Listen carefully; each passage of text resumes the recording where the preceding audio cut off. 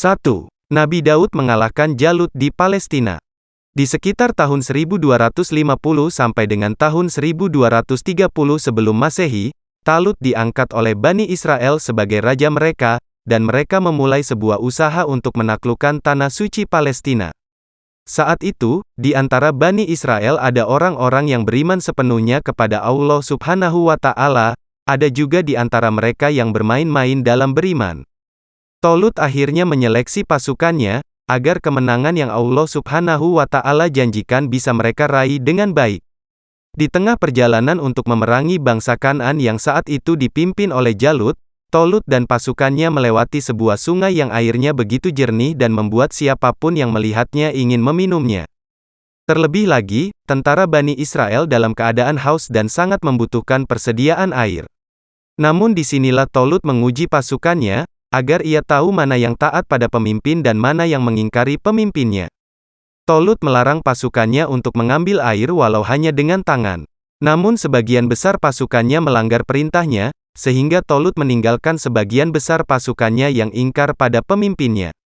Tinggallah sebagian kecil pasukan Bani Israel yang berangkat bersama Raja Talut, namun pasukan yang sedikit ini membawa keimanan yang begitu tinggi.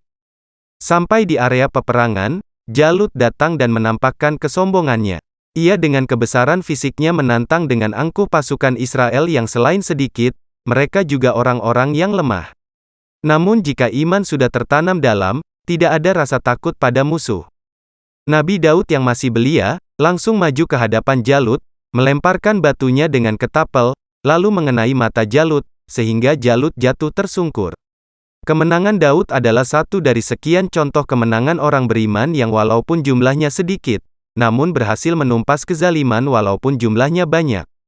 2. Kerajaan paling mewah di muka bumi berdiri di Palestina. Sekitar 970 sampai 931 sebelum Masehi, Nabi Sulaiman mewarisi sebuah kerajaan dari ayahnya, yang tidak lain adalah Nabi Daud alaihi salam. Nabi Daud yang telah membangun kerajaan Bani Israel yang saat itu benar-benar beriman kepada Allah Subhanahu wa Ta'ala. Semua penduduk Palestina dari Bani Israel benar-benar taat pada Daud, juga beriman pada segala perintah Allah Subhanahu wa Ta'ala. Begitu pula kepada Nabi Sulaiman, kerajaan Israel bertambah kuat dan bijaksana. Di antara tentara kerajaan Israel di bawah kepemimpinan Nabi Sulaiman adalah jin yang bisa menyelam mencari mutiara di samudra, jin yang bisa membangun istana di atas air, hewan-hewan dari yang melata sampai yang mengaum, sampai manusia yang kekuatan imannya begitu baik. Kendaraan beliau berupa angin yang bisa mengantarkan beliau kemanapun Nabi Sulaiman. Apakah kekuasaan beliau hanya sebatas Palestina? Tidak, wilayah kekuasaan Nabi Sulaiman meliputi seluruh muka bumi. Begitu luas dan semuanya menjadi rakyat yang makmur. Hingga hari ini belum pernah ada lagi kerajaan sehebat dan semewah kerajaan Nabi Sulaiman. Walaupun diberi kekuasaan yang begitu luas, Nabi Sulaiman tidak pernah angkuh, bahkan makin menjadi orang yang rendah hati. Salah satu doa Nabi Sulaiman yang mengindikasikan kehebatan kerajaan beliau adalah, "Ya Tuhanku, ampunilah aku dan anugerahkan kepadaku sebuah kerajaan yang tidak dimiliki oleh seorang jua pun sesudahku, sesungguhnya Engkaulah yang Maha Pemberi." 3. Isra Miraj Nabi Muhammad Shallallahu Alaihi Wasallam terabadikan di Palestina. Peristiwa Isra Miraj adalah momentum yang luar biasa yang hingga kini belum bisa terpecahkan dengan teknologi manapun. Bagaimana bisa dalam satu malam saja, seorang manusia melakukan perjalanan dari Makkah ke Palestina, lalu dari Palestina menuju ke puncak langit, sampai langsung ketemu Allah Subhanahu wa Ta'ala langsung di arasnya.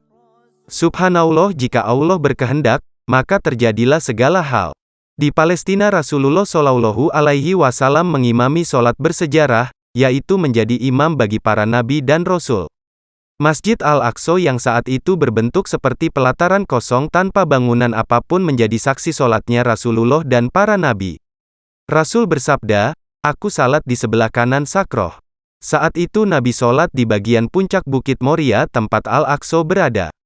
Bukan sekedar naik ke langit, bukan sekedar berpijak di batu Sakroh lalu menembus ke arsy Allah. Dari Palestina, Nabi Muhammad Shallallahu Alaihi Wasallam naik ke langit untuk menerima sebuah perintah menakjubkan yang langsung beliau terima dari Allah Subhanahu wa Ta'ala. Apa itu? Salat. Jika puasa, zakat, haji, disampaikan melalui perantara Jibril, maka sholat adalah perintah langsung yang Allah Subhanahu wa Ta'ala berikan kepada Nabi Muhammad SAW tanpa perantara seorang pun. Dan Palestina jadi saksinya, saksi yang mengabadikan ketakjuban semesta atas perintah sholat. Palestina jadi tanah berkah tempat para nabi dan rasul bermakmum di belakang nabi terakhir Muhammad SAW. 4. Kemenangan Khalid di Perang Yarmuk, Palestina. Ketika terjadi Perang Yarmuk, perang yang terjadi antara kaum muslimin melawan pasukan Romawi, negara superpower saat itu, tahun 13 Hijriah atau 634 Masehi. Pasukan Romawi dengan peralatan perang yang lengkap dan memiliki tentara yang sangat banyak jumlahnya dibandingkan pasukan kaum muslimin. Pasukan Romawi berjumlah sekitar 240.000 orang dan pasukan kaum muslimin berjumlah 45.000 orang menurut sumber Islam, atau 100.000 sampai 400.000 untuk pasukan Romawi dan 24.000 sampai 40.000 pasukan muslim menurut sumber Wikipedia. Dalam Perang Yarmuk, pasukan Romawi memiliki tentara yang banyak, pengalaman perang yang mumpuni, peralatan perang yang lengkap, logistik lebih dari cukup, dapat dikalahkan oleh pasukan kaum muslimin, dengan izin Allah Subhanahu wa Ta'ala. Ini adalah bukti nyata bahwa sesungguhnya kemenangan itu bersumber dari Allah Subhanahu wa Ta'ala, Tuhan yang Maha Kuasa. Pertempuran ini, oleh beberapa sejarawan, dipertimbangkan sebagai salah satu pertempuran penting dalam sejarah dunia, karena dia menandakan gelombang besar pertama penaklukan Muslim di luar Arab, dan cepat masuknya Islam ke Palestina, Suriah, Mesopotamia yang rakyatnya menganut agama Kristen. Demikian yang bisa kami sampaikan, semoga ada manfaat yang bisa didapat.